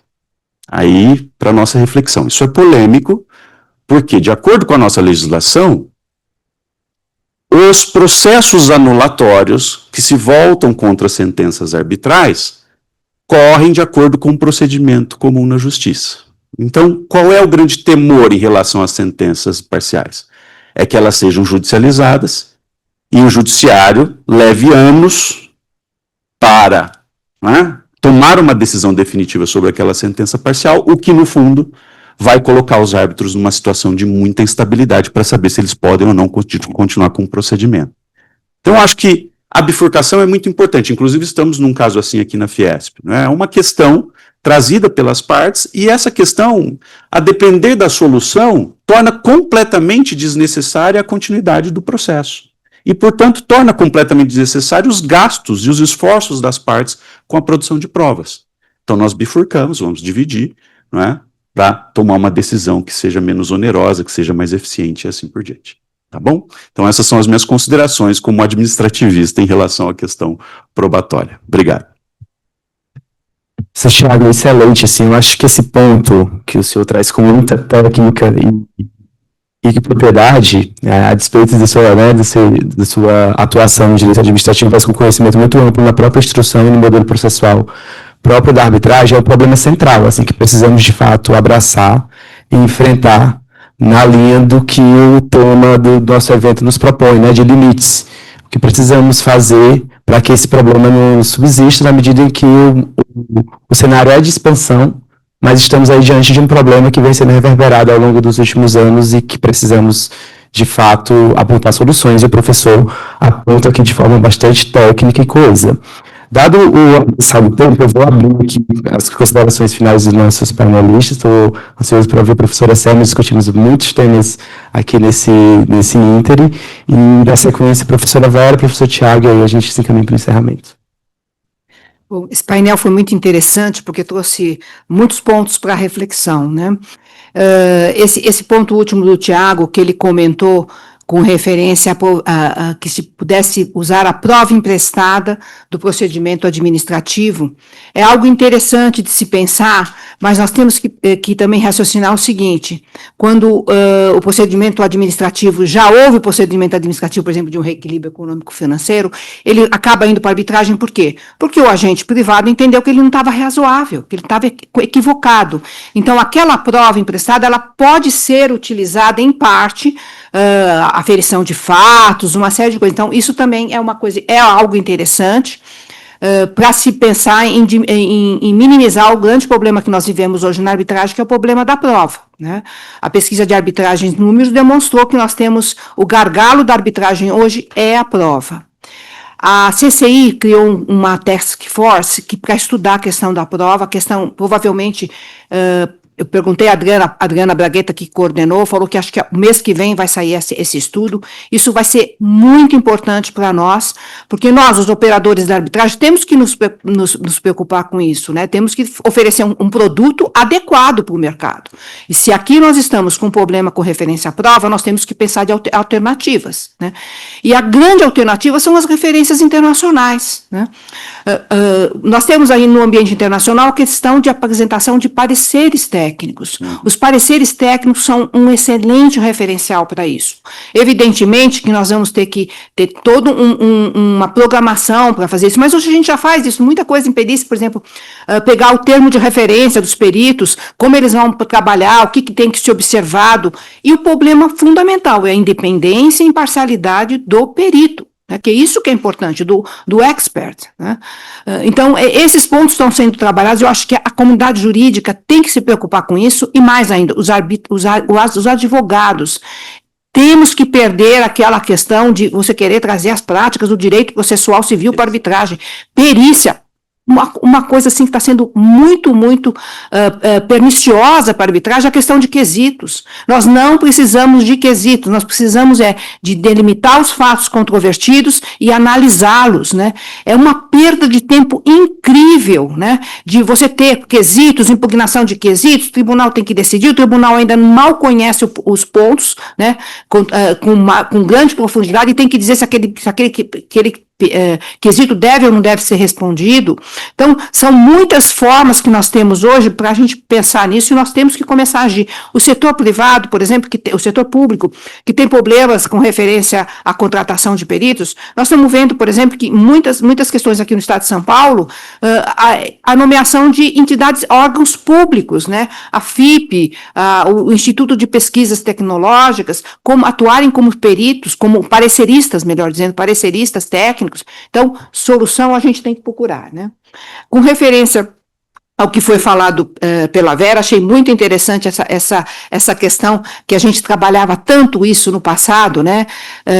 De que você não adianta ficar pegando os conceitos do direito administrativo antigos e transpassá-los para o momento atual, né? Então, nós temos que fazer uma leitura disso, e para isso demonstrar que não há conflito entre o papel de um árbitro é idêntico ao papel de um juiz, né? O fato da administração utilizar prerrogativas, terem prerrogativas, não impede que um árbitro decida a questão. Por exemplo, questões assim, bem sensíveis, como, por exemplo, revisão de uma tarifa, né? Por que um árbitro não pode rever? Ele pode rever dentro das regras contratuais. Foi aplicado o índice do percentual correto? Aquilo estava no contrato? A administração pública está fazendo uma interpretação equivocada? Um árbitro pode decidir. Multa, ele pode reduzir uma multa? Tudo à luz do contrato, pode. Infelizmente, isso já tem decretos e até a lei de contratos administrativos que já trouxe isso.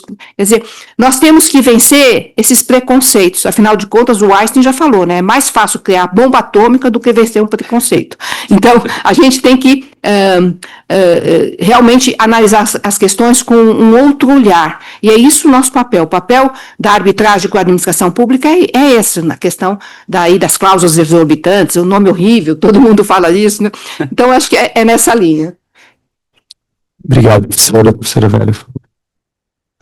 Foi ótimo a conversa, obrigada, Tiago, obrigada, professora Selma. 2 rápidos insights a partir das considerações do Tiago. Uma, a minha experiência tem mostrado que muitas vezes as próprias sentenças parciais, elas têm sido elementos importantes para propiciar o acordo. Bem estratégica dentro da condução do processo, identificando elementos que já estão maduros para análise, porque a partir do momento que o tribunal começa a colocar certas definições dentro do conflito, as partes começam a se sentir mais seguras também para buscar uma solução consensual. O papel da sentença arbitral nesse ambiente, ele não é desprezível. Eu acho que é estratégico pensar sobre isso numa condução de um tribunal arbitral. E o segundo insight é essas perícias infinitas e complexas, né? Elas seriam ainda mais complexas e infinitas no judiciário do que no tribunal arbitral. Mas, de qualquer maneira, é sempre um esforço positivo o tribunal arbitral tentar buscar compor uma perícia de modo a que não se tenha a perícia da parte requerente, a perícia do requerido e o perito do tribunal. Tentar buscar, quase como uma captura dos peritos das partes para ser o parceiro do tribunal, é sempre um desafio, mas isso ajuda a evitar os conflitos e ter uma condução segura do que efetivamente se quer com aquela perícia. É sempre um desafio, não há a menor dúvida, mas especialmente quando a gente está falando em problemas relacionados à execução de contrato e às acusações de parte a parte, de descumprimento de obrigações e aqueles claims e pleitos infinitos que se sobrepõem e que a gente acaba perdendo a noção de quem deu razão a quê, e as partes se acusando mutuamente, e a tentativa de tentar esclarecer isso numa perícia. Muitas vezes a perícia também não tem dados e informações para fazer essa análise, e se chega muitas vezes às conclusões de que se trata de corresponsabilidade, né? Sem que se consiga separar exatamente a culpa de quem.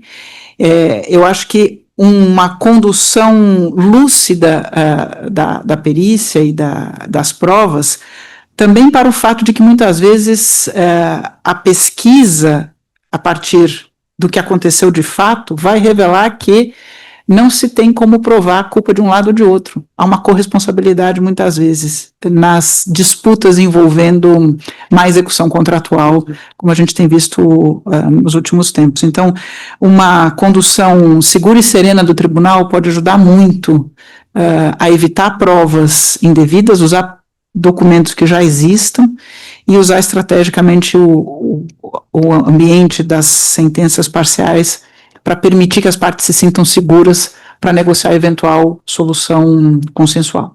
Muito obrigada, Jonas. Obrigada pela sua perfeita condução aqui. Obrigado, professora. Professor Thiago, por favor. Obrigado, Jonas. 3 considerações rápidas. A primeira em relação aos poderes exorbitantes. Eu fiquei muito feliz com a manifestação da Vera, porque eu sempre entendi isso. Quer dizer, é perfeitamente possível pactuar aquilo que nós chamamos de poderes exorbitantes no direito privado. Eu posso ter contratos de direito privado com poder de alteração unilateral? É claro que eu posso, desde que esteja pactuado, não é? De fiscalização. Desculpe, se não tiver pactuado e você alterar o contrato, qual é a consequência? Vai ter um impacto, exato. Vai ter um impacto, você vai causar dano. Vai reequilibrar de alguma forma, né? Então, assim, eu fiquei muito feliz de ouvir sobre isso. Eu acho que a grande questão é se aquele comportamento estatal ou da parte privada impactou ou não a relação econômica, né, no final das contas. Segundo comentário, sobre as provas, até a professora Selma, eu me referia muito ao empréstimo de provas, sobretudo para as técnicas e para as periciais, que eu acho que é o grande gargalo hoje em muitas arbitragens, quando nós pensamos em duração razoável. Aqui, eu acho que os árbitros têm um papel educativo muito importante, porque nós temos várias técnicas possíveis para as provas periciais. Nós temos o modelo clássico instituído pelo CP 173, de nomeação de um perito pelo julgador e as partes, subsequentemente, indicando os seus assistentes técnicos. Mas não precisa ser assim. Nós podemos ter indicação consensual de árbitros, nós podemos ter o sistema que a professora Selma mencionou, não é? Das testemunhas periciais ou testemunhas técnicas, que chamam de witness experts, não é? Expert witness, perdão, em que cada parte escolhe, não é? Contrata um sujeito especializado num determinado assunto, que tem que agir de maneira imparcial, cada um apresenta o seu laudo, pode haver inscrição cruzada, cross-examination, pode haver exposição conjunta desses peritos aos julgadores, pode haver a escolha de um perito desempatador, caso haja, como a professora Vera falou, alguma divergência, até porque a ciência não é 100% objetiva. Existem divergências de métodos, existem divergências sobre a leitura dos dados, E os métodos e as técnicas evoluem ao longo do tempo. Então, é perfeitamente possível que haja divergência até mesmo na prova pericial, né? Agora, o papel, na minha opinião, dos árbitros é orientar e educar as partes, é trazer boas práticas para que se chegue rapidamente a uma boa solução. E última consideração, me perdoem por esticar um pouquinho. Eu digo, Vera, que a concessão é um casamento com divórcio anunciado, né? É um contrato de longo prazo, alguns de 90 anos, mas que tem um fim certo. Esse fim esperado ocorrerá com o advento do termo contratual, mas pode ocorrer antecipadamente por caducidade, como a professora Vera bem disse, por encampação ou por alguns outros motivos. Bom, o que me parece acontecer agora é que nós passamos por uma fase de muitas concessões, ainda continuamos celebrando concessões, discutimos muito modelagem, mas acho que chegou o momento de quebrar um pouco o fetiche licitatório, como nós chamamos, né? Quebrar um pouco essa tensão excessiva com a fase de licitação. Por quê? Porque nós estamos começando a ver no Brasil a multiplicação de conflitos que desembocarão em arbitragem em razão do que nós chamamos de reequilíbrio contratual conclusivo, que é o reequilíbrio contratual que tem que ser feito quando a concessão se encerra, quando a PPP se encerra. Então, cada vez mais nós vamos ter esse desafio, inclusive já nós temos situações no Brasil de concessionários que não devolveram o serviço de água e esgoto porque entendem que só devem devolver depois da conclusão desse reequilíbrio econômico-financeiro, apesar do advento do termo contratual, e isso vai gerar inúmeras pressões na arbitragem e, inclusive, vai reforçar as preocupações das partes com a celeridade e a duração razoável. Então, deixo esse último comentário, porque nós vamos ter muito trabalho pela frente. Obrigado de novo, ministra. Obrigado, Lilian. Obrigado a todos aqui pela atenção. Obrigado, professor. Eu acho que o público aqui demonstra como foi interessante, né? Apesar do horário aqui de proximidade do almoço, um público bastante relevante aqui. E talvez por isso eu ganhei um prazo extra de uma pergunta, sempre justo de uma segunda, dependendo da extensão. Se tiver alguém interessado em fazer uma pergunta, peço que se manifeste e a gente faz essa última pergunta para o painel. Se não temos, temos ali. Fone. Para Selma.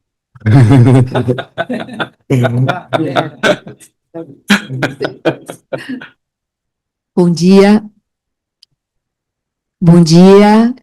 Bom, parabéns primeiramente pelo painel, muito interessante, sempre muito bom ouvir vocês. E eu queria fazer uma pergunta para o professor Tiago. Ele falou sobre tempo do procedimento arbitral, um tempo razoável. Ou para o professor, o que significa razoável? Quanto que o senhor estima que uma arbitragem... qual é o tempo razoável de uma arbitragem? Muito obrigada. Só que a professora Selma talvez tenha os dados, né? Tem dados, Selma, sobre isso? Do tempo que você tem? Tem? 3, 4 anos? Não, a administração pública específica não, né? Mas nós temos dentro do procedimento arbitral, da assinatura do termo de arbitragem à sentença arbitral, uma média de 24 meses. Sim, mas minha pergunta é o que o professor entende por razoável. Ela quer o conceito. Eu gostei dessa pergunta pelo seguinte, porque a Constituição, quando fala de garantia da duração razoável, em seguida fala garantidos os meios que deem celeridade ao processo. E muitas vezes a duração razoável é interpretada como celeridade a todo custo. Não é esse meu posicionamento. Eu acho que a duração razoável é aquela que permita uma decisão madura e de qualidade e que realmente consiga pacificar o conflito, e isso em casos de concessão com múltiplos pleitos, pode levar alguns anos perfeitamente, não é? Então, qual é o tempo em dias, em meses, em anos? Eu acho que é muito difícil mensurar para contratos de concessão. Mas o que eu posso dizer é que, para mim, duração razoável não é celeridade a todo custo. Não é uma garantia constitucional que permita aos árbitros cercear a ampla defesa e o direito de produção de provas sem motivos legítimos, cabíveis, como a utilidade da prova, a legalidade, a pertinência e assim por diante. Obrigado. Se nós levarmos em consideração o decreto 10.005, ele fala que seriam 48 meses. Uma arbitragem não pode ultrapassar 48 meses. Então, quem sabe se esse seja um prazo razoável. Ministro, por favor. Muito obrigada, doutor Jonas. Doutor Tiago, eu acredito que a duração razoável deve ser para as partes, pelo menos na sensação das partes, sempre menor daquela que duraria um processo judicial. Espera-se que a arbitragem seja mais célere. No entanto, acho que o senhor mesmo referiu isso com muita propriedade, a longa duração de algumas arbitragens se deve exatamente à exigência de provas, especialmente de perícia, à ausência de peritos especializados em determinadas matérias, então é preciso aguardar longo tempo pela realização dessas perícias, e isso leva, de certa forma, a um desacreditamento da arbitragem, um demérito da arbitragem. Diz-se que a arbitragem demora muito tempo. Para, de certa forma, solucionar ou deixar claro como é que isso acontece, aqui na nossa Câmara, nós já adotamos um sistema de medição de tempo da arbitragem. Aquele tempo que é realmente utilizado pelos árbitros, aquele tempo que decorre de providências de secretaria, e aquele tempo que decorre, por exemplo, de muitos pedidos de suspensão de processo pelas próprias partes. Pede 6 meses, depois mais 6 meses, e lá se foi 1 ano. Isso não é tempo de arbitragem. Exato. E também o tempo que se leva normalmente para realizar uma perícia. Então, esta folha de rosto que demonstra a utilização do tempo da arbitragem nos permite avaliar a arbitragem pelo tempo efetivamente utilizado para a solução da controvérsia. Então, eu acho que isso é uma medida interessante. Eu, particularmente, faço isso numa folha anexa às sentenças arbitrais e sugeria que a nossa secretaria que adotasse também esse método para todas as arbitragens. Então, nós podemos contestar e contestar com dados que realmente a arbitragem é mais célere do que o processo judicial, mesmo o processo judicial, como foi dito agora de manhã, inteiramente automatizado, inteiramente eletrônico, como ele é hoje. Era só esse esclarecimento. Muito obrigada, presidente. Obrigado, ministra. Alguma última? Acho que não, acho que agora a gente já vai se caminhar para o encerramento. As pessoas estão. A fome está ganhando um pouquinho. A comida está subindo, gente. Alguma última pergunta para a gente permitir? Pronto. Por favor, Jonas. Boa tarde.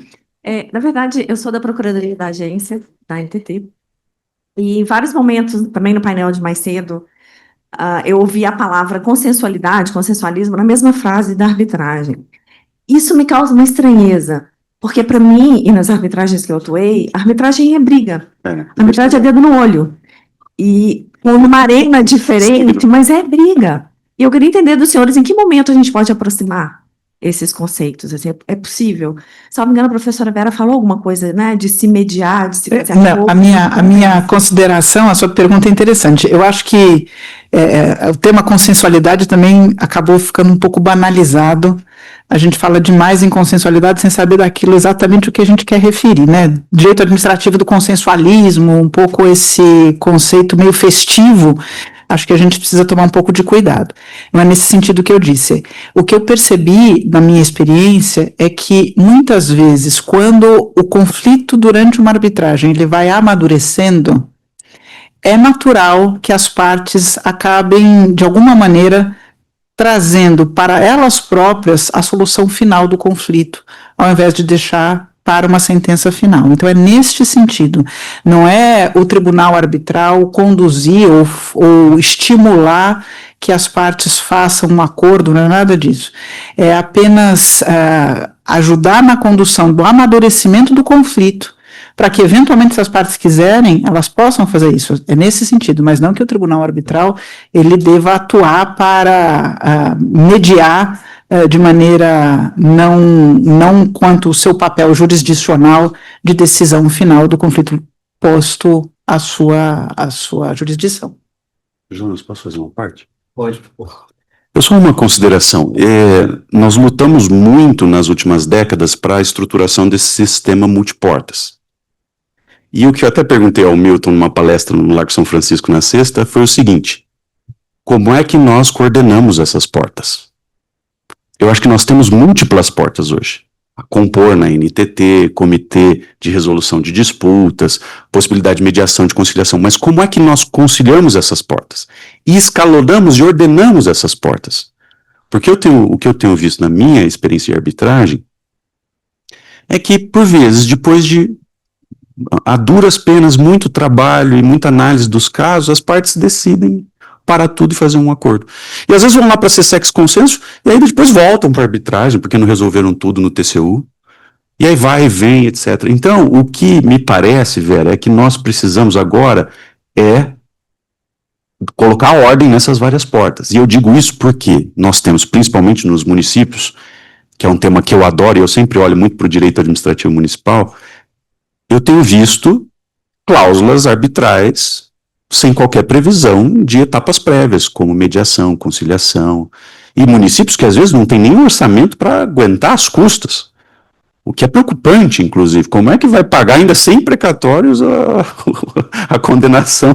Isso, assim, para a União até daria, mas, assim, para a realidade brasileira dos municípios, lembrando aquilo que todos já sabem, nós temos 5.570 municípios, 3.700 não chegam a 20 mil habitantes. E esses municípios assinam contratos de bilhões de concessões de saneamento, de água e esgoto. Não é? Então, o que eu tenho percebido é que há uma certa confusão. Para mim, o procedimento arbitral é adversarial. É claro que, pela lei, nós temos o dever de oferecer a possibilidade de acordos já no início do procedimento, é isso que a lei nos determina, mas me parece que há algo além disso, que é nós começarmos a orientar, inclusive quem trabalha com modelagem, Vera, para que essas portas sejam bem organizadas, para que nós não comecemos um procedimento e depois paremos, sendo que aquilo poderia ter sido feito antes. Enfim, deixando aqui mais um desabafo do que exatamente uma explicação racional. Eu tenho só um breve comentário com relação aos casos que a professora Vera mencionou, esses casos com relação ao decreto de caducidade pela autoridade pública. Nós tivemos também um desses casos no nosso escritório envolvendo a discussão da arbitrabilidade do decreto de caducidade. Eu que entendo que é muito importante nesses casos que os árbitros façam é, primeiro, estabelecer a arbitrabilidade objetiva. Eu entendo que tem bastante doutrina já que fala que nesses casos, sim, se trata de uma sanção do Estado, ou seja, um ato administrativo que somente a autoridade do Estado pode aplicar, mas que essa sanção tem base no contrato mesmo, e por isso se trata de uma questão arbitrável. Mas numa segunda fase, o árbitro deve estabelecer se os pleitos com relação a esse decreto de caducidade entram no escopo da cláusula compromissória. Então, eu acho que isso é importante sempre considerar. Não sei se a professora Vera tem alguma consideração com isso também. Quando você se refere aos pleitos, eu imagino que você esteja se referindo às discussões econômico-financeiras decorrentes dessa relação que deu errado. É uma relação conflituosa, né? E significa dizer quem deixou de executar o contrato e quais as consequências derivadas da inexecução contratual. Isso é um conflito tipicamente, na minha leitura, arbitrável, onde as partes levam ao tribunal arbitral para avaliar de quem foi a responsabilidade pelo descumprimento de obrigações contratuais e as consequências econômico-financeiras do descumprimento da obrigação. Se ao final houve uma aplicação de uma sanção considerada válida, a sanção é considerada válida no caso da caducidade porque o tribunal reconhece que houve uma inexecução contratual importante, grave, por parte da concessionária. Se a inexecução contratual ela fosse média, se ela fosse residual, ela não levaria à aplicação de uma sanção tão grave como é o caso da caducidade. Então, quando o tribunal ele confirma a validade da decretação da caducidade, o que ele está dizendo é a concessionária, ela inadimpliu de maneira grave o contrato. E, nesses casos, a concessionária vai ter que arcar com as consequências do descumprimento do contrato. O tribunal arbitral pode avaliar essas consequências e identificar qual é, eventualmente, o montante que, porque tudo depende da parte, porque muitas vezes é uma arbitragem proposta pela concessionária contra o poder concedente apenas para que o tribunal avalie a validade ou não da decretação de caducidade. Esse é o ponto. Ou, eventualmente, pode ter uma reconvenção, como eu já vi, por parte do poder concedente, que o poder concedente quer algum tipo de reparação pelo descumprimento das obrigações, atraso no plano de investimentos, ou pelos danos decorrentes da necessidade de realização de uma nova licitação. Eu já vi até, Jonas, pedido de poder concedente querendo danos difusos, tendo em vista o impacto da não disponibilização da infraestrutura no tempo pré-estabelecido. Esse é um debate sensível. No caso concreto, a parte acabou abrindo mão desse pedido, porque era um pedido diferente também, né? Mas tudo depende dos pedidos. Então, para ser bem objetiva na minha resposta, em geral, quando se discute a validade da caducidade, o próprio concessionário, o requerente, ele acaba não fazendo pedidos seguidos de consequências econômico-financeiras, mas nada impede que o poder concedente possa, na mesma arbitragem por reconvenção, trazer pleitos que importem reconhecimento de responsabilidade da concessionária causadora de danos ao poder concedente. Temos uma última pergunta lá atrás. Choveu de pergunta.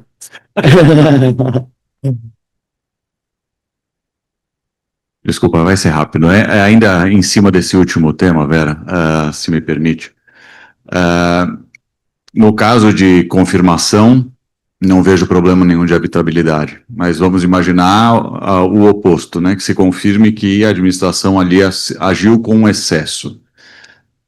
E aí a pergunta, no seu entendimento, o tribunal arbitral ele tem poderes de simplesmente ou ele cancela e a administração tem que redecidir a matéria para ver se aplica uma multa, uma advertência, alguma coisa assim, ou teria o tribunal arbitral, porque aí eu entendo que essa é uma questão de discricionalidade da administração pública, de você fazer a graduação de qual é a penalidade a ser aplicada naquela infração que pode não ter sido tão grave para levar uma caducidade, mas pode, enfim, ocorreu durante ali a execução do contrato. Obrigado. Boa pergunta.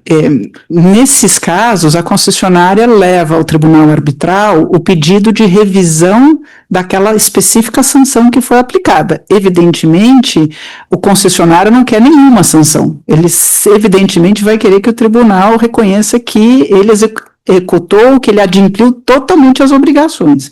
Então, o pedido ao tribunal é para avaliar a validade ou não da sanção. Ponto. Né?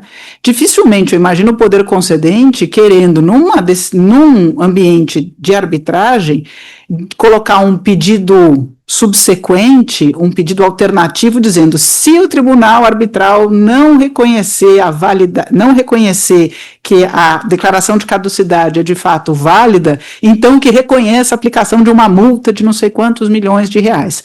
Acho isso pouco provável dentro de uma arbitragem. Se, portanto, for invalidada por um tribunal arbitral, isso não impede o poder concedente de fazer outro processo administrativo, aproveitar o mesmo processo administrativo e eventualmente vir aplicar uma sanção que, na leitura dele, seja mais compatível com a produção de provas que foi feita durante a execução do contrato. Eu acho, desculpa, eu acho que também serve uma complementação, no sentido que o árbitro não se coloca na posição do agente público. Né? Então, quantificar, saber se foi, como a sua pergunta, se foi certo ou não, como a Vera falou, ele declara, né? Agora, quantificar, eu acho que isso já não é o caso do pedido declaratório. Posso fazer um comentário?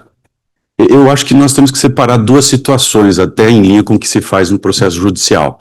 Existe aquela situação em que a sanção debatida é considerada ilícita, e sobram outras várias possibilidades sancionatórias.